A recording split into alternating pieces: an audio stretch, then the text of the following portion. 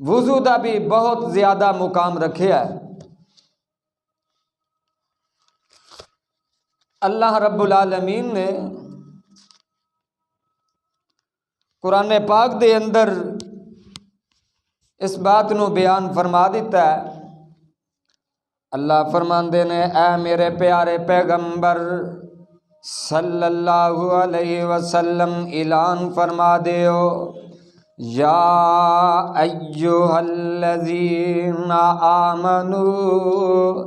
اذا قمتم الی الصلاۃ فاغسلوا وجوہکم،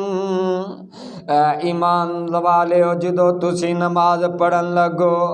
اپنے چہرے نو تو لو،